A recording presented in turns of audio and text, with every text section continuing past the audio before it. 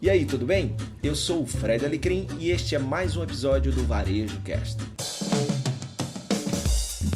É isso, salve, salve, meus queridos amigos. No ar, o episódio Ground Zero, o episódio zero. Aquele zero mesmo do nosso 30 na quinta, esse projeto massa. Todas as quintas-feiras estaremos aqui, eu e os meus dois amigos aqui das pontas, comentando notícias do mundo dos negócios da última semana, dos últimos dias. E aqui comigo, Fred Alecrim, salve, salve, seja bem-vindo ao episódio número zero do nosso 30 na quinta, Fred. Notícias do mundo dos negócios muito da última semana, dos últimos dias. Muita e aqui honra. comigo, Fred Alecrim, salve, salve. O áudio que está saindo é porque eu estou aqui me vendo no YouTube, então já resolvi, então não temos mais. Eu gosto de me ver. Estreia é assim, cara, não tem jeito, faz parte. Mas é muito bacana estar aqui. Eu espero que vocês gostem do que a gente preparou. São três amigos aqui que gostam de negócio e a gente quer atualizar você em 30 minutos com o que, no nosso olhar, é importante, pode inspirar você, seu negócio, também te manter atualizado sobre o que está acontecendo aí nesse mundo dos negócios. Diretamente de algum lugar do planeta Terra, Caio Camargo, seja bem-vindo. E ó, de São Paulo por enquanto, né, cara? Não dá para sair de São Paulo por enquanto. Tá todo mundo em lockdown em casa, né? Tentando se resguardar e tal. Salve, salve todo mundo, salve quem tá assistindo a gente. É um prazer estar aqui.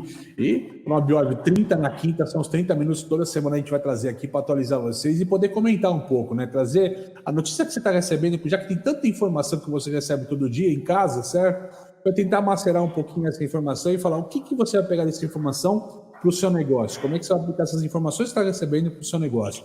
Espero que vocês gostem do 30 na quinta. A gente está fazendo esse programa com muito carinho para todos vocês.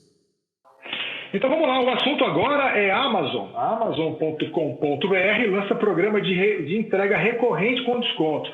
Programa e Poupe inclui milhares de produtos para higiene pessoal, limpeza, pets, bebês, bebidas e alimentos com 10% de desconto e frete grátis a partir do segundo envio. Fred Alecrim, a Amazon, essa gigante norte-americana, dá um passo mais ousado no mercado brasileiro? Ela já vem, né, Luiz, já vem caminhando aí, dando seus passos, começou conhecendo um pouquinho, como toda empresa tem que fazer, né, entender que o Brasil não é um país para amadores, então foi se atualizando, entendendo e deu mais um passo, né, depois de chegar aí o Amazon Prime, agora com esse programa de entrega, que é bem interessante porque, de uma forma ou de outra, em tempos difíceis, você garantir uma receita recorrente, que é um dos grandes benefícios desse movimento. Você sabe que ali, semanalmente, mensalmente, semestralmente, você tem aquela receita baseada naquela entrega que já está programada. Então, isso é bom para a logística, isso é bom também para a programação de caixa. Não que isso seja um problema para a Amazon, mas sempre é bom, independente do tamanho da empresa. Meu caro Caio Camargo, me fala, Fred falou sobre receita recorrente. Quando a gente pensa nos números norte-americanos, eles são incríveis, né? A participação da Amazon no mercado americano é cada vez maior e nesta pandemia ela se tornou, além de muito gigante demais, ela se tornou muito necessária para os americanos. Você crê que no curto espaço de tempo vai ser parecido no Brasil? Cara, Luiz, a gente tem mais ou menos aí, então falando entre 30% e 40% de novos entrantes no e-commerce, dado o momento que a gente está vivendo, dado o contexto que a gente está vivendo, né? Então, assim, não tem melhor momento para você tentar, já que está todo mundo tentando abastecer a casa, né, aquela compra de subsistência, de reposição, encontrando esses meios, a Amazon está começando a competir agora com as plataformas de delivery, que eram as grandes coqueluches dessa história, os Rapis, os iFoods, né, e tal, da vida e tal. Então, ela entra, né, num outro mercado de competição, longe dos e-commerce tradicionais, ela começa a disputar com essas plataformas, né, e num momento que o consumidor está ávido por isso, tá? Não é um benefício que vai ser somente para o consumidor, na questão de você ter a compra recorrente, mas pode ser um caminho muito interessante, até mesmo para a indústria, né, cara? Usando a Amazon como porta para com essa conversa direta com o consumidor, uma vez que ela está linkando marcas, produtos com a compra recorrente, né? Então, sei lá, a indústria que faz comida para gato, ela pode vender diretamente pela Amazon, diretamente para o consumidor. Então, isso pode gerar, né? Isso vai acontecer com a Amazon e outras plataformas podem oferecer esse serviço a partir de agora também. Vão começar a pegar carona, isso pode ser um novo modelo que aquece esse mercado, tá? Então, isso é um canal de entrada interessante para a indústria, por exemplo, e é um momento oportuno. Então, assim, eu acho que tem tudo para dar certo. Vamos ver como acontece essa movimentação. A Amazon ela tem ganhado expressão no e-commerce brasileiro, mas ainda ela é pequena dentro do que ela é em outros países, a referência dela. Só que ela é um gigante que qualquer hora, quando ela quer virar a chave, ela consegue fazer algumas coisas acontecerem, né? Tem até os Alexas da vida, eles estão agora começando a chegar no mercado, né? O voice commerce, como a gente fala, que a compra pela... é um assunto que a gente vai ver desenvolvendo aí nos próximos 2 anos, bastante e tal. A gente está começando a engatear nisso, mas vamos lá. É uma coisa bem interessante e um começo assim para a gente observar bem o que pode acontecer. Tem bastante vertente possível e interessante acontecendo por conta disso. Ô, Caio, e é bom a gente lembrar, né, que um dos últimos movimentos que a gente recebeu foi exatamente a abertura de centro de distribuições, né, que é exatamente um passo antes desse da chegada de uma logística de entrega. Então você precisa ter ali alguns pontos. Por exemplo, foi anunciado CDs, Centro de Distribuição no Nordeste, em Recife especificamente, o que faz com que a entrega possa acontecer em até 2 dias, até 48 horas, em alguns casos até no mesmo dia. Muito bem conseguido. Por exemplo, nos Estados Unidos, aquela questão da última milha aí, bem feita e num tempo rápido. E ao mesmo tempo, a outra tendência que... Luiz, fecha o microfone às vezes quando você não está falando, está saindo um ruído para a gente. E uma outra coisa, né, Caio, que é também a questão dos marketplaces para os pequenos e o DTC, que é o Direct to Consumer, o direto para o consumidor, a Amazon se vindo aí como um meio, né, para que a indústria chegue diretamente, como você falou, né? Então tem um só aí, né? Só queria adicionar um ponto aqui, Caio, rapidinho. Além de eventuais regulamentações de uma certa insegurança jurídica, que o Brasil é pródigo, eu pergunto, as questões de logísticas também podem ser obstáculos para a Amazon Brasil. Sim, total. É o que o Alecrim falou. Elas estão começando a buscar esses canais logísticos. E se você olhar toda a movimentação histórica da Amazon, todos os grandes lançamentos da Amazon, na verdade, é focado em logística. O grande produto, eu venho falando há alguns anos, o grande produto da Amazon é a operação logística dela, né? Porque e-commerce ou marketplace por marketplace, ninguém vai na Amazon, né, comprar por conta do produto ou por conta do preço. Você costuma buscar alguma coisa na Amazon, mesmo hoje no Brasil, por questão da disponibilidade e pela questão da velocidade que ela te entrega. Então você está comprando muito mais um serviço logístico do que a gente está acostumado quando a gente vai na rua, no varejo, comprar produto ou preço, né? Então não se trata da questão do produto ou do preço em si, mas a questão de ter a disponibilidade do produto e no tempo muito ágil de você receber isso em casa. Então, essa cultura logística é muito importante. E a gente está na cultura do agora, né? O consumidor quer receber cada vez menos tempo, o tempo é o agora. Se é para comer o meu almoço, eu quero daqui 15 minutos na minha casa, não quero receber daqui 1 hora. Se é para fazer a compra de supermercado online, eu quero receber ela ainda hoje, não daqui 1 semana, que foi coisas que o mercado da pandemia teve que se adaptar muito rapidamente aí para ter respostas mais interessantes para o consumidor. O consumidor quer uma resposta mais ágil disso e os caras realmente estão muito mais na frente nesse mercado. Beleza, agora vamos lá esse assunto, porque a gente agora vai conversar sobre a VN, que é promover o manejo de pratos congelados no mais dos finais dos seus. Seu mic está ruim pra gente. Seu mic está ruim pra gente, Luiz. Seu microfone está muito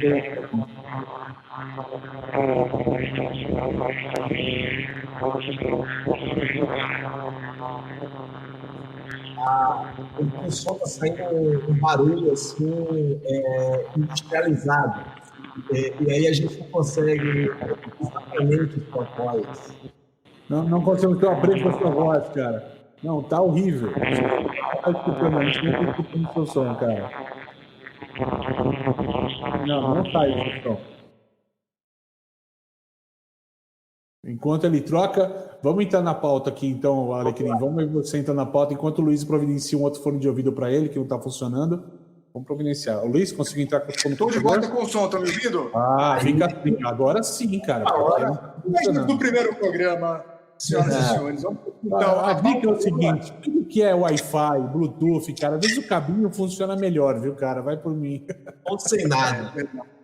Ó, o assunto agora é a Viena, tá bom? Que entrou no varejo com linha de pratos congelados. E a novidade, por enquanto, é a exclusividade das unidades do Sam's Club em São Paulo, começando pelo paulistano, Caio.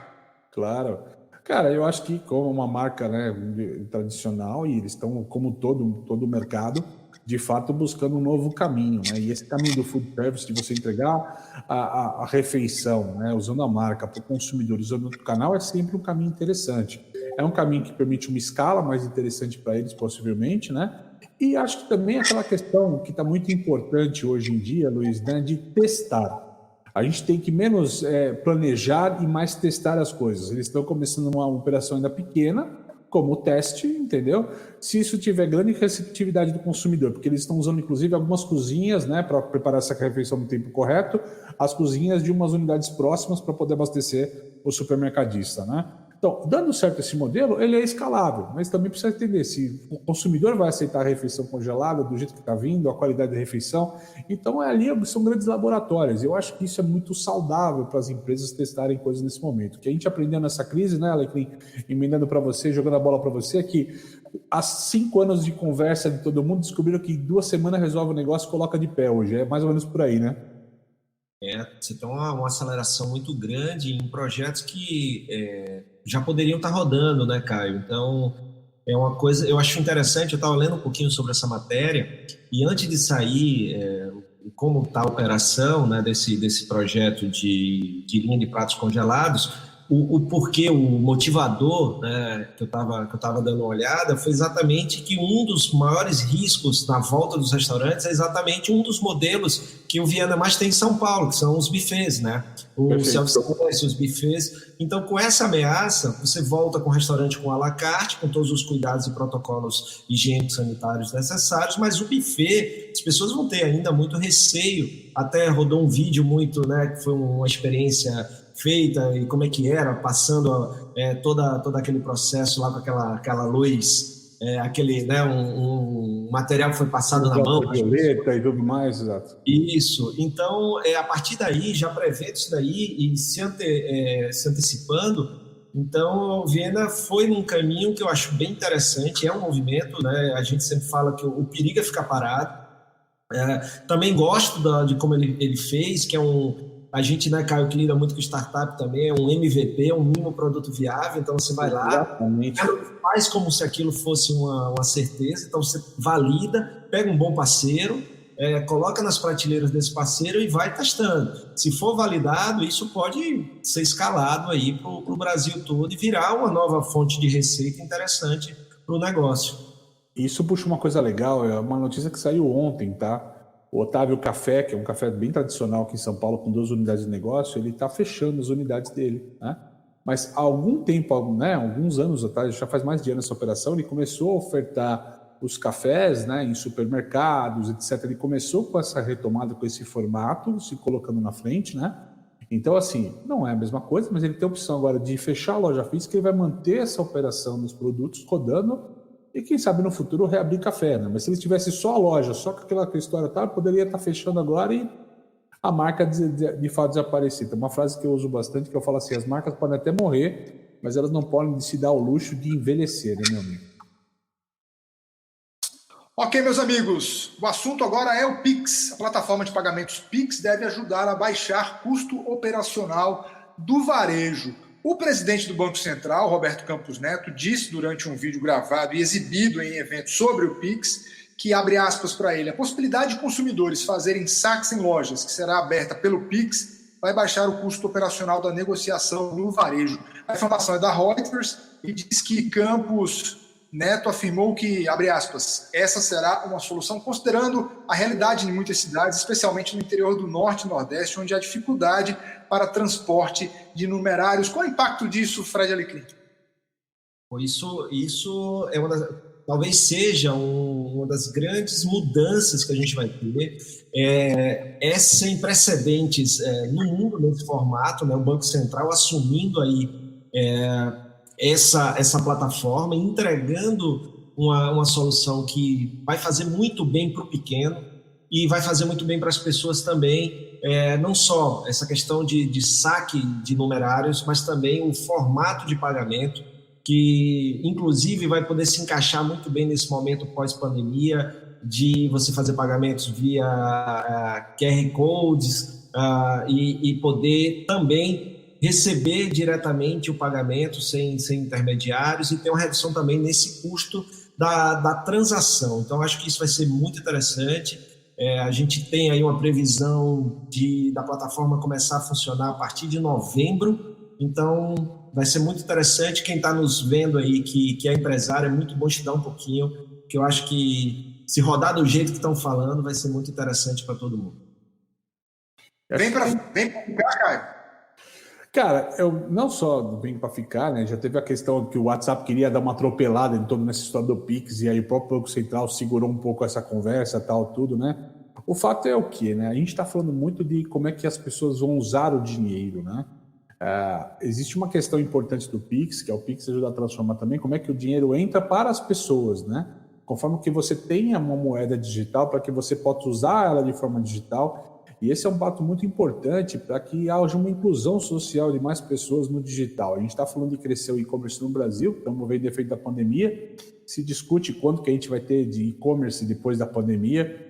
Na minha opinião e na opinião de alguns especialistas lá da Grupo Gouveia, onde eu estou, a gente acha que não chega a 10%, né? Vai chegar uns 8%, alguma coisa esse ano e tal, tudo crescendo aí cerca de 40% dentro do que era antes, tá? Então isso aí é de 5 para 8 no talo, nessa conversa assim, tal, esse ano, tá? Isso deve projetar um crescimento muito maior. O fato é o quê?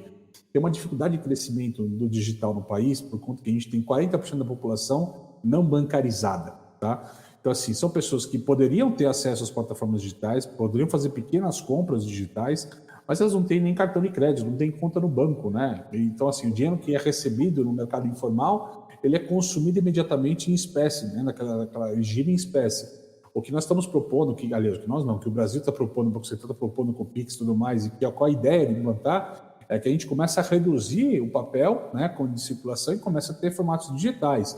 Isso é muito salutar, isso é muito interessante, isso é muito inclusivo, porque permite, inclusive, para as empresas, até no futuro, olhando todas as possibilidades, né, ter mais segurança, porque o dinheiro rodando de forma digital é um dinheiro que você tem menos roubo, menos assalto, menos riscos até para os operadores, para o varejista trabalhar com dinheiro no caixa, né?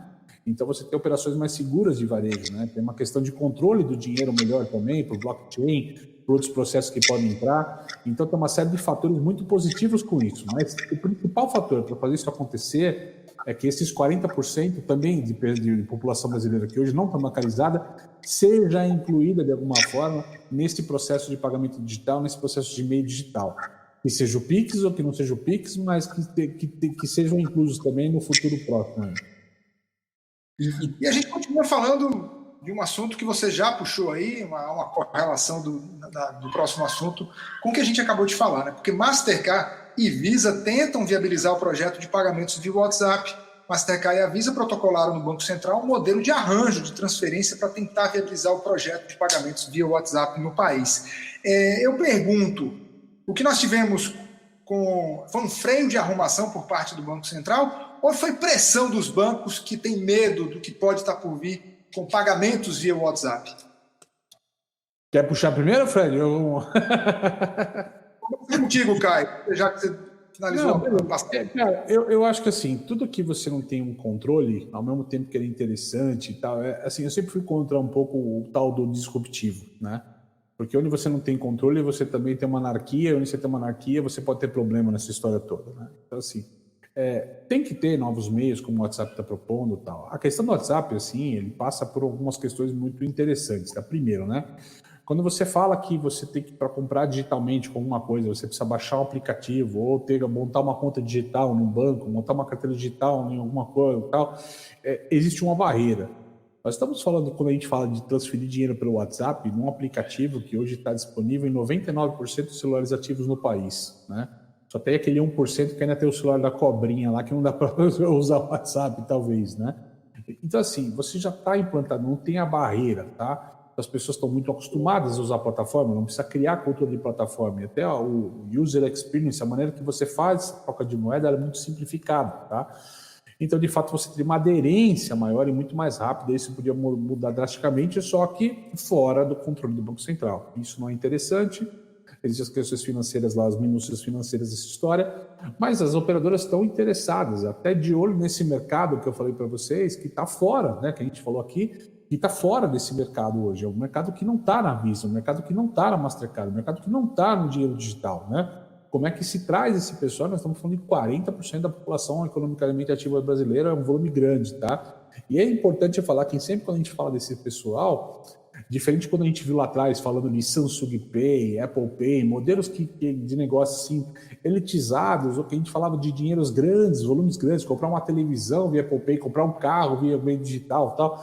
O que a gente está falando agora é de dinheiro pequeno de circulação, né? E eu brincava, 2 anos atrás, eu falo um negócio que é a minha teoria da paçoquinha, Luiz, né?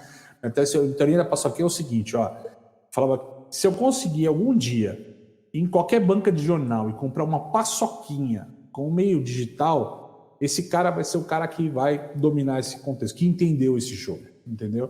Porque a gente está falando, nas periferias, nas cidades menores, de trocas de dinheiros pequenos, entendeu? Gente que troca R$5, vai cortar um cabelo barato, vai comprar uma coisa, um leite na vendinha, né? O cara não consegue pagar no meio digital hoje uma barrinha de R$2 lá que ele vai comprar num mercadinho lá para uma plataforma, né? Então, não é disso que se trata. Então, entrando com esse contexto WhatsApp, pode ser que facilite essas questões, as empresas estão de olho nesse mercado, tá? E estão de olho onde elas podem crescer, né? Como negócio. Então, acho que todo esforço é interessante ali, mas tem esses alinhamentos com o Banco Central e com o Brasil, com o Pix, principalmente, para entender como é que funciona melhor isso ou como pode funcionar melhor isso no geral. Fred Alecrim. E tem o lado do modelo mental também, né, Caio? Tanto é que a aderência veio muito rápido pelo Nubank, por exemplo, que é um outro, né, formato. Então, o Nubank abraçou, enquanto que tanto de um lado, né, que você está falando aí do controle do Banco Central, quanto do outro, né, Master, Visa, que são tem aquele modelo mais tradicional de negócio, né? Primeiro eles precisam, né? Como é que eu participo e tal, enquanto você tem do outro lado, tanto é que quando foi lançado, no início foi comunicado que só o Nubank ia ter a ação, porque tinha entrado. Então, eu acho que também tem essa questão da agilidade, da inovação e do modelo mental do negócio também. Uma outra coisa que é importante, né? A gente está falando no meio de uma terrível pandemia. Eu me lembro que nos Estados Unidos já tem um movimento do cashless, já faz um tempinho. Tem, inclusive, vários negócios que passaram a não aceitar dinheiro. Esse tipo de operação ela é muito boa para um país como o nosso, num ponto de vista de segurança. Por exemplo, você não precisa andar com dinheiro. Mas, por outro lado, a gente tem uma questão de ter um cuidado para ser inclusiva, né? De você preparar a turma, porque você falou de desbancarizado. Se a gente fala nos Estados Unidos, por exemplo, a gente estava lá em janeiro, né, Caio, e ao visitar a Amazon Go, que é um modelo de negócio totalmente automatizado, automação 100%, mas nos Estados Unidos, em alguns estados, principalmente Califórnia, New Jersey e Nova York entrou também, houve um processo na justiça para que eles tenham pelo menos um ser humano lá e eles aceitem dinheiro, porque senão isso é discriminação para uma população não bancarizada. Então, nós estamos falando de um país de primeiro mundo, né? Então, acho que é 6% não bancarizado lá, tá? Então, imagina, e há uma preocupação, tanto que alguns estados, o próprio estado entrou na justiça, dizendo, olha, vai ter que aceitar dinheiro. Então, uma das lojas que eu visitei, que eu até gravei o vídeo, que fica embaixo ali do Rockefeller Center, aquela loja tem um cara lá. Então você fala, mas a loja não é autônoma? Não, mas ele está lá porque é obrigado a estar, e ele está lá porque se alguém quiser entrar sem o aplicativo, sem a leitura do QR Code, tem que ser dado acesso. Se ele quiser pagar com dinheiro, tem que ser dado a possibilidade de ele pagar com dinheiro. Então, você imagina aqui, né, um negócio desse. Então, a gente lembrar para quem está vendo a gente que não é uma questão de você substituir 100%, porque senão você algo que é para ser inclusivo, passa a ser excludente, né? E aí a gente é um problema que a gente tem muito aqui no nosso país, infelizmente. Exatamente. Bom, esse é o 30 na Quinta, 30 minutos de análise de notícias dos últimos dias, pelos meus amigos Caio Camargo e Fred Alecrim. A gente agora vai para a nossa última notícia do dia e, se tiver algum tempo, para alguns outros assuntos, mas vamos falar de Starbucks, que é um dos assuntos preferidos do meu amigo Fred Alecrim. Starbucks vai se tornar a primeira cadeia nacional de restaurantes. Eu gosto do produto, tá? Café é comigo mesmo. Também Starbucks Lover. Mas a Starbucks nos Estados Unidos vai ser a primeira cadeia nacional de restaurantes daquele país a exigir dos seus clientes que estejam com a sua máscara. O que vocês acham disso? Esta exigência começa a valer no dia 15 de julho. Eu acho... Pode começar, acho que é você que puxa essa primeira aí. Não, eu acho super interessante. No segmento de restaurante, é a primeira cadeia dos Estados Unidos. As lojas da Apple e do supermercado Target, né, segundo a notícia, já também tem esse protocolo. Me lembro que teve um problema, acho que faz uns 20 dias, com um funcionário do Starbucks que se negou a atender um cliente porque ele estava sem máscara. O cliente foi muito desrespeitoso com esse funcionário, postou nas redes sociais, e aí toda a comunidade foi a favor, como tem que ser, do funcionário, e a pessoa acabou apagando a postagem das redes sociais, ficou com o cliente, e eu acho que talvez isso aí até tenha esse apoio, tenha motivado o Starbucks a tomar essa decisão, que é para o bem do cliente, que é para o bem da sua equipe, e que eu acho que faz todo sentido, principalmente agora que a gente tem comprovações da OMS, que o Covid ele também pode ser transmitido pelo ar, né? Então, uma das formas de você diminuir essa possibilidade do contágio é utilizando máscaras. Então, eu acho que é muito bom e tem que ter muito cuidado, claro, com relação a todo esse procedimento de bioprevenção. Ô, Caio, isso não pode criar uma antipatia do cliente e do fã da marca? Pode, cara, até pode, né? Mas vamos lá, né, cara? Vamos colocar no nosso contexto do Brasil, né? Pelo menos o que eu tenho visto quando eu vou ao supermercado, eu vou aos mercados que estão abertos, e até na questão científica de você ter curiosidade de entender como é que está esse movimento de reabertura e tudo mais. Nisso, o brasileiro tem sido exemplar, cara. Por incrível que pareça, por mais crítica que haja, o brasileiro, tá? O brasileiro tem sido exemplar. Você vai no supermercado, estão todos usando máscara. Os supermercados estão exigindo isso, as pessoas entendem que tem que ser dessa maneira. Existem problemas, né? Teve um negócio dos bares do Rio, pessoas sem máscara e protocolo de entrada e saída e tal, não vamos entrar no detalhe dessa questão, né? Mas o fato é o seguinte, né? Quando você vê alguns outros países, de fato as pessoas na reabertura, elas estão um pouco menos cuidadosas do que a gente tem sido aqui no Brasil nessa reabertura, e isso tem sido muito positivo para o Brasil, embora os números que a gente tenha apresentado, tá? Conversando com uma amiga minha do Reino Unido, de Londres, né, ela falou que lá realmente o pessoal no supermercado está de qualquer jeito, indo como se não tivesse acontecendo absolutamente nada. A reabertura é quase uma vida normal que segue no outro dia. E isso, para a gente que está vivendo o nosso contexto, na nossa realidade, e o que a gente está vivendo, para a gente está... Né, não, peraí, eu tenho que ir para a rua, eu vou de máscara. Se eu vou num lugar que tem pessoas, eu quero usar máscara para me proteger os demais. Essa consciência parece que lá fora não está tão forte quanto a gente tem aqui no Brasil, por incrível que pareça. Isso é muito positivo para a gente. Por exemplo, se for feito isso aqui no Brasil, eu não vejo problema, não acho que o consumidor vai ter algum problema. Eu trabalho na Avenida Paulista, em cima de um shopping embaixo, aliás, em cima de um shopping, tem um shopping embaixo, né? Tal. Você vê o pessoal seguindo tranquilamente todos os protocolos que são necessários, você não vê consumidor brigando, berrando na porta, tal. As pessoas aqui no Brasil entenderam que elas precisam ter. Assim, nós vamos retomar a vida normal dentro do possível, nós vamos começar a abrir as coisas e tentar retomar alguma normalidade, mas todo mundo tomando o cuidado necessário, né? Do distanciamento, da máscara, da luva. A nossa grande dificuldade, falando de novo da parcela aqui não assistida, né?